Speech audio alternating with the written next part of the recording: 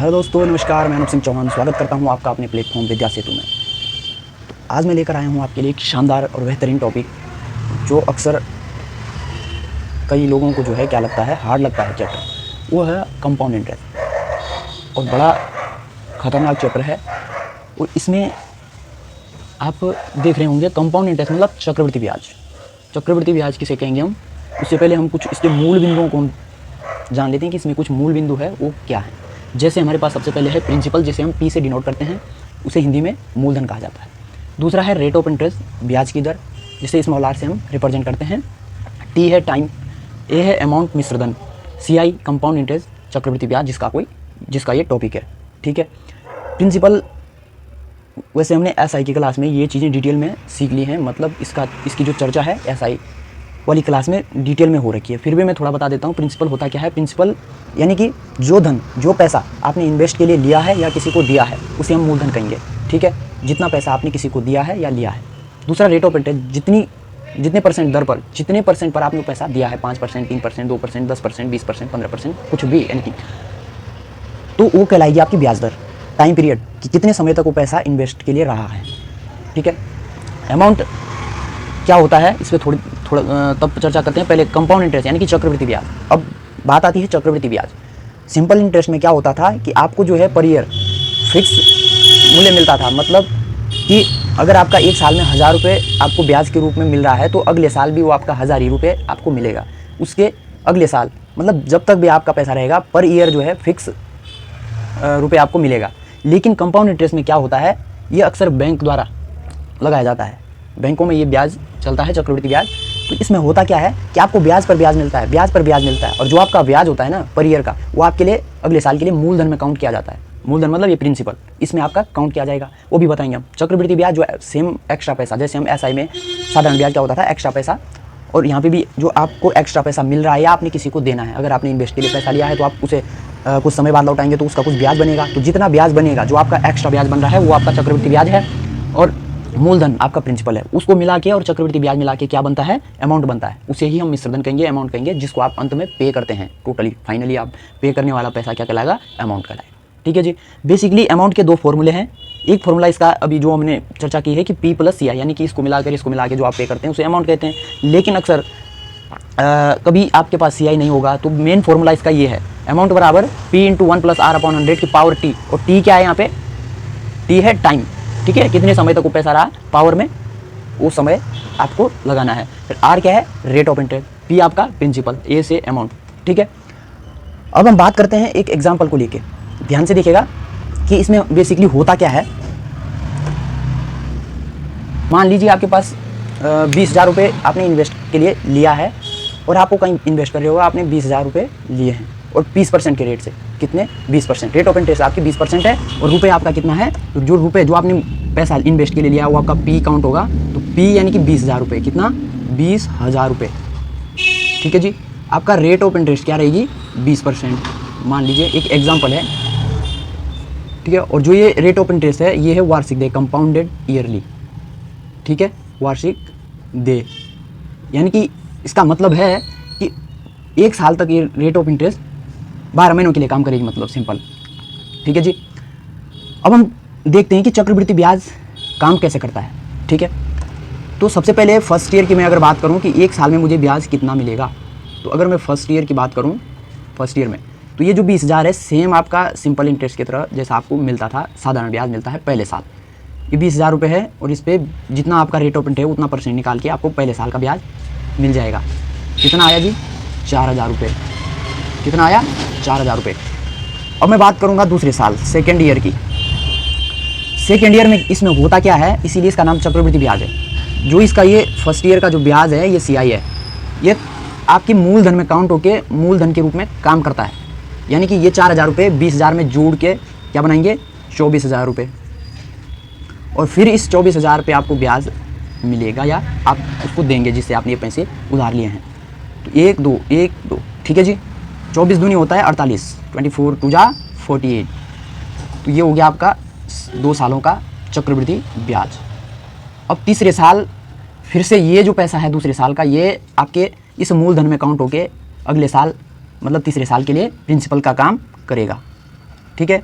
अगर मैं बात करूँ थर्ड ईयर की, तो ये पैसा इसके साथ जुड़ के क्या बनाएगा, अगले साल के लिए मूलधन बनाएगा। तो यानी कि ये बनेगा आपका 28,800 रुपये। इस पे आपको जितना रेट ऑफ इंटरेस्ट है उस हिसाब से पैसा मिलेगा तीसरे साल में। तो यानी कि 8 2 6 प्लस 1, 8 2 16 सॉरी 8 2 16 प्लस 1 कैरी 7 और 1 कैरी 2 2 4 5 1 0 यहाँ पे बचा हुआ था। तो ये हो गया आपका तीसरे साल थर्ड ईयर का ब्याज। 3 सालों में आपको इस हिसाब से ब्याज मिलेगा। अब देखिए ये 4,000 रुपये था, फिर 4,800 रुपये मिला, फिर 5,760 रुपये मिला। देखो पहले साल में कुछ कम था, दूसरे साल में बढ़ गया। अगर ये साधारण ब्याज होता तो जैसे आपको पहले साल में 4,000 रुपये मिले तो दूसरे साल सेम आपको 4,000 रुपये ही मिलने थे, इसमें भी 4,000 रुपये ही मिलने थे। लेकिन यहाँ हुआ क्या, ये जो है बढ़ रहा है। पहले साल आपको इतना मिला, दूसरे साल आपको 4 न बल्कि 4,800 मिल गया, यानी कि 800 रुपये एक्स्ट्रा जो मिला है उसी को हम देखो ये बढ़ के जा रहा है। यही चक्रवृद्धि ब्याज का साइकिल है, ठीक है। फिर इसमें इतना था 4,800 कुछ, फिर 5,700 कुछ, इतना आ गया। तो यानी कि ये आपको हर साल जो है बढ़ के मिल रहा है, ठीक है। और बढ़ किस कारण से रहा है, जो ये ब्याज है ना ये मूलधन में काउंट हो रहा है, इस कारण से ये वृद्धि कर रहा है, ठीक है। इसीलिए इसका नाम चक्रवृद्धि ब्याज है। इतना आपके समझ में आ गया। ये 4,000 रुपये मतलब आपको मिलने हैं एक्स्ट्रा, आपको ब्याज पर ब्याज मिलता है। मतलब इसका सिंपल सी बात है। और कैसे मिलता है, मान लीजिए फर्स्ट ईयर में आपको 4,000 रुपये, मानना क्या है 4,000 रुपये आपका फर्स्ट ईयर का CI था। अब इस 4,000 दूसरे साल में आपको एक्स्ट्रा कितना रुपये मिल रहा है, इस 4,000 पे 20% एक्स्ट्रा मिल रहा है आपको, ठीक है। 2 0 से 2 0, 4 दूनी 8, तो ये 800 रुपये जो आया ना, ये अगले साल आपको एक्स्ट्रा मिलेगा 4,000 पर, फर्स्ट ईयर के ब्याज पर। तो फर्स्ट ईयर का ब्याज कितना है 4,000, एक्स्ट्रा कितना मिला 800, तो सेकेंड ईयर के लिए कितना हो गया 4,800 रुपये। अब ये जो ब्याज है ना ये आ गया आप दूसरे साल, तो ब्याज पर ब्याज, तो इस पर अब कितना एक्स्ट्रा मिलेगा, देखिए 4,800 और इसका 20% मैंने लिया है, तो ये 2 0 से 2 0। और इसकी अगर मैं बात करूँ तो 8 दूनी 16 का 6, यहाँ से लगी 1, 4 दूनी 8 और 1 9, 960 रुपये ये आपको दूसरे साल प्लस ये मैंने कहा ब्याज पर ब्याज, तो दूसरे साल का ब्याज ये था, इस पर 960 आपको एक्स्ट्रा मिला है। तो ये कितना हुआ जी 4,800 प्लस 960, ये टोटल हुआ 5,760 रुपये। तो आप देख रहे होंगे जैसे ही यहाँ आया वैसे ही यहाँ आया वैसा ही आया, मतलब फर्स्ट ईयर में आपको 4,000 रुपये मिला, सेकेंड ईयर में यहाँ तो हम कैसे कैलकुलेट कर रहे हैं डिटेल में, यहाँ पे शॉर्ट में हमने ब्याज पे ब्याज मैंने कहा था, अभी बात करी थी मैंने ब्याज पे ब्याज। तो कैसे ब्याज पे ब्याज मिलता है, देखिए 4,000 पहले साल का ब्याज था, जितना रेट ऑफ इंटरेस्ट उसका उतना परसेंट, तो एक्स्ट्रा कितना मिला 800 रुपये, तो ये काउंट होगा ब्याज पे। तो अगले साल में उतना ब्याज मिला। अब जब ये अगले साल में ब्याज है, अब ब्याज पर ब्याज, तो एक्स्ट्रा इतना रुपये, इस पर एक्स्ट्रा इतना रुपये, तब जाके ये इतना रुपये हुआ, ठीक है। अब ईयर आप सीख गए हैं कि first year, second year, third year, 3 सालों में इस प्रकार से ब्याज मिलता है। अब हम बात करते हैं कि अगर आपसे बोल दिया जाए कि 1.5 साल में कितना ब्याज मिलेगा जी, या आपसे कह दिया जाए कि 1 साल 3 मंथ, 1 साल 2 मंथ, 1 साल 5 मंथ, 1 साल 4 मंथ, कुछ भी पूछ सकता है और कुछ भी निकालना पड़ सकता है आपको। तो वो कैसे निकालना है वो देखिए। मान लीजिए कि आपसे बोल दिया जाए कि 1 ईयर प्लस 6 मंथ यानी कि 1.5 साल का आपसे ब्याज पूछ लिया जाए का CI, ठीक है। मैं एग्जांपल आपसे अभी करवा चुका हूँ। फर्स्ट ईयर का जो CI था वो कितना था 4,000 रुपये, दूसरे साल का जो CI था मतलब 2 सालों में कितना मिला था इतना, तीसरे साल कितना मिला था 5,760 रुपये तकरीबन, इस हिसाब से आपको मिल रहा था, ठीक है। क्योंकि इसका ही मैं प्रयोग करूँगा। तो आपसे कहा है कि 1 साल 2 मंथ, तो 1 साल में कितना मिला 4,000 रुपये, तो 4,000 तो ये काउंट होंगे, प्लस दूसरे साल के मतलब जो 2 सालों का, दूसरे 2 साल का ब्याज है, 2 साल का इतना है ना, पर काउंट होगा ये 12 महीने में, कितने में 12 महीने में, ठीक है जी। तो ये जो 48 है ये दूसरे साल का, मतलब दूसरे साल में आपको जो 2 सालों में आपको ब्याज मिला वो इतना है, पर ईयर काउंट होगा। तो 4,800 रुपये क्या है आपका 2 सालों का ब्याज है, तो आपको केवल 6 महीने चाहिए, कितने चाहिए 6 महीने। तो यहाँ से मैं 12 महीने बराबर 12 महीने का ब्याज कितना है 4,800, ठीक है, ध्यान देना 4,800 रुपये। अब मुझे चाहिए 6 महीने का, 1 महीने का एक नियम से 1 महीने का कितना हो जाएगा 4,800 बटे 12, 12 चौक 48 यानी कि 400 रुपये। 6 महीने का कितना हो जाएगा 6 चौको 2,400 रुपये, 2,400 रुपये, ठीक है। ये तो 6 महीने का ब्याज आपसे निकल गया है कि 2,400 रुपये है, तो इसमें काउंट होगा 2,400 रुपये, ठीक है। तो टोटली कितना हुआ आपका 6,400 रुपये, ठीक है, ये आपको 1.5 साल में ब्याज के रूप में मिलेगा। ठीक है, अब इसी प्रकार से आपसे 3 महीने का, 4 महीने का, 1 साल 3 महीने, 1 साल 4 महीने, 1 साल 5 महीने कुछ भी पूछ सकता है। तो इसी प्रकार से वो निकालना है। अगर अब बात की जाए कि आपसे उसने पूछ लिया 2 ईयर 6 मंथ, कितना बोल दिया, 2 साल 6 महीने, तो 2 साल 6 महीने का कैसे निकालेंगे? देखो यहाँ पे हो जाएगा 2 ईयर 6 मंथ, तो 2 साल यानी कि 2 सालों में आपको कितना मिला जी, 4800 रुपये, 4800 रुपये प्लस 6 मंथ। अब ये जो 6 महीने हैं ये तीसरे साल के काउंट होंगे, मतलब तीसरे साल में 3 सालों में आपको इतना ब्याज के रूप में मिला है, तो ये जो है ना इसमें से ही आपको डिवाइड करना है पर मंथ के हिसाब से, क्योंकि पर ईयर मैंने कहा इक्वल डिस्ट्रीब्यूट होता है। तो ये 12 महीने, 12 मंथ बराबर 5760, ठीक है। 1 मंथ बराबर 5760/12, ठीक है जी। अब 6 मंथ का हमें चाहिए, तो 6 महीने बराबर क्या हो जाएगा, मल्टीप्लाई बाई 6, यहीं पे कर रहा हूँ। तो 6 दूनी 12, 2 से ये काटेंगे तो बराबर 2 दूनी 4 और 2 अठे 16, 2 अठे 16, 10, इतना रुपये आपको 6 महीने में मिल गया इस हिसाब से, ठीक है। तो इस 4800 में इतना रुपये आपको और दिया जाएगा ये, ठीक है जी। तो ये हो गया आपका टोटली 0867 7680 रुपये, क्योंकि 4000 प्लस 2000 6000 और ये 16 यानी कि 1000 और 7000 और 600 और ये 80 रुपये एक्स्ट्रा ये आ गए यहाँ पे, ठीक है जी। तो 2 ईयर 6 मंथ, सेम इसमें भी आपसे क्या कहेगा, 2 year 3 month, 2 year 4 month, 2 year 7 month, 2 year 8 month, ठीक है। 8 महीने का, 7 महीने का, 6 महीने का, कुछ भी पूछे इस हिसाब से आपने काउंट करना है। ध्यान रहे ये ब्याज के रूप में ऐसे इसमें गड़बड़ सड़बड़ नहीं होनी चाहिए। ईयरली कंपाउंडेड हमने सीख लिया कि साल में कैसा था। अब हम बात करते हैं किसकी, हाफ ईयरली कंपाउंडेड।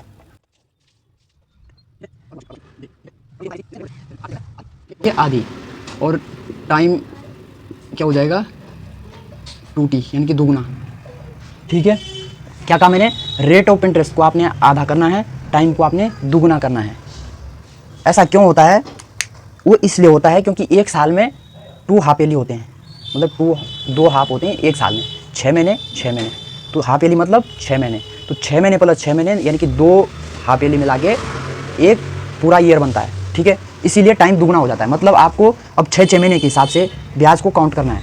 आपको मिलेगा जो ब्याज वो 6 महीने, आप 6 महीने तक उसे इक्वल डिस्ट्रीब्यूट कर सकते हैं। जैसे हमने अभी ईयरली डिस्ट्रीब्यूट किया था, बांटा था मतलब साल में, तो ऐसे अब 6 महीने के हिसाब से आपका ब्याज इक्वल डिस्ट्रीब्यूट होगा।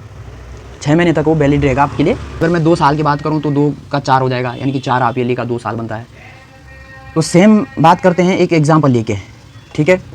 मान लीजिए आपके पास प्रिंसिपल 10,000 रुपये है, ठीक है। और अब मैं रेट ऑफ इंटरेस्ट ले रहा हूँ 5%, रेट बराबर कितना है 5%, ठीक है। रेट कितना है 5%, सॉरी अभी मैंने रेट ली है 10% ले लो, ठीक है। आपके लिए कैलकुलेट करने के लिए ठीक रहेगा। 10% रेट ऑफ इंटरेस्ट है और ये आपका पैसा है 10,000 रुपये। अब मैंने कहा रेट को हाफ ईयरली में अगर बोला गया कि हाफ ईयरली कंपाउंडेड, ठीक है, तो मतलब रेट को करना है आधा, 5%, रेट हो गई 5%, ठीक है।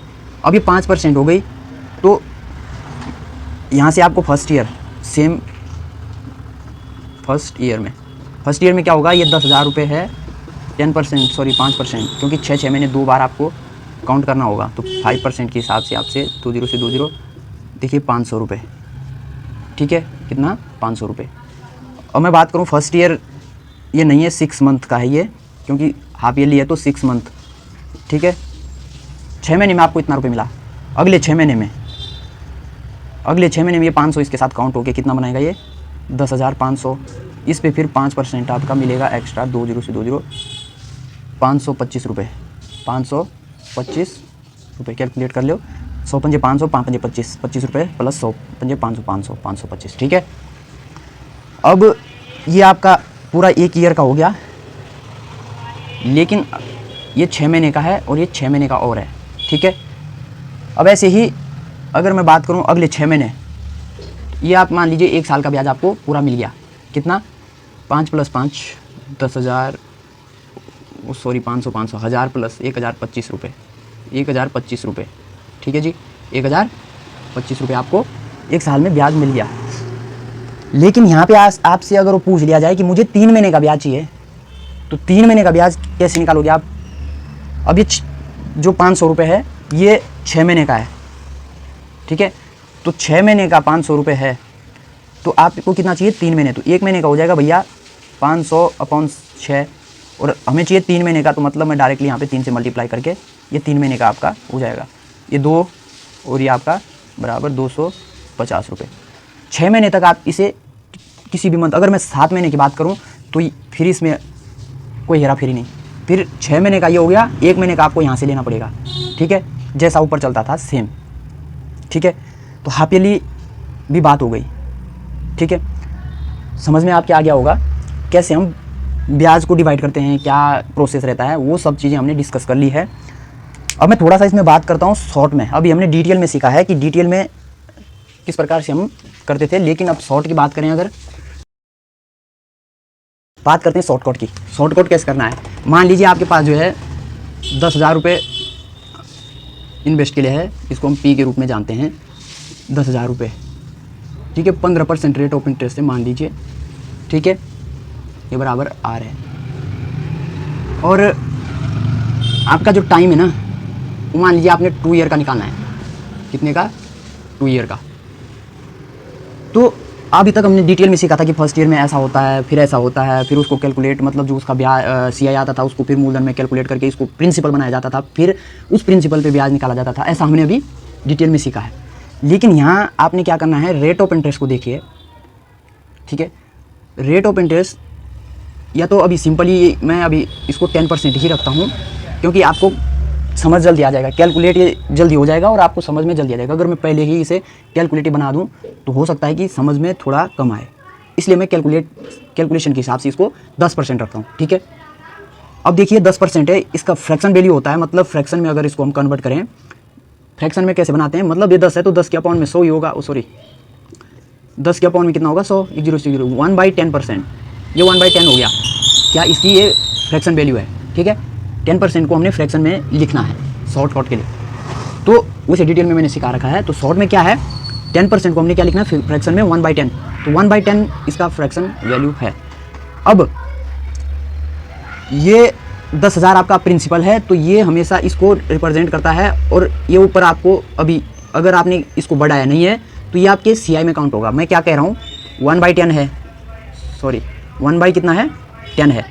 तो इसमें आपको जो ये दिख रहा है ना हर, ये जो है प्रिंसिपल को रिप्रेजेंट करता है।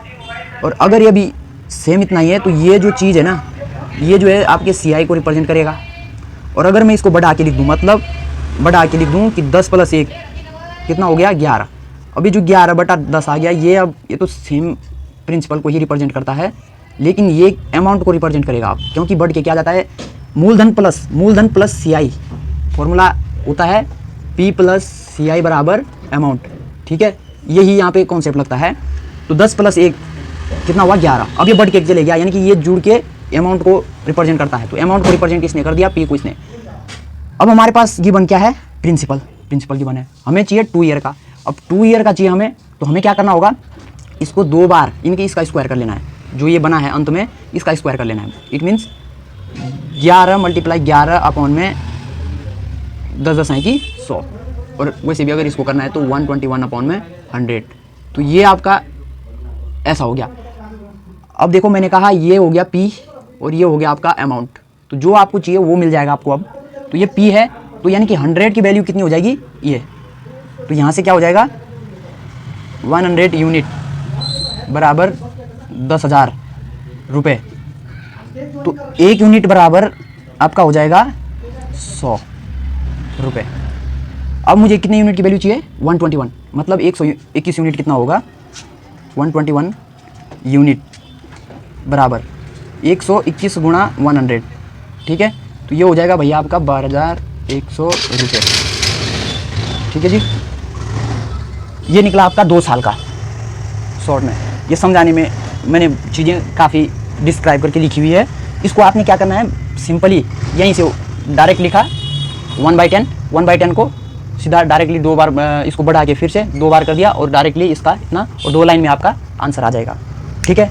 इसको हम रीचेक करते हैं कि 12,100 रुपये हमारा 2 साल का सही आया या नहीं आया। तो जैसे हम डिटेल में कर लें इसको एक बार कि 10,000 है, इसको रीचेक कर रहे हैं तो 10,000 यानी कि पहले हमने 10% रेट ऑफ इंटरेस्ट हमारी 10%, ये हो गया 20 से 20 यानी कि पहले साल हमको कितना ब्याज मिला जी 1,000 रुपये।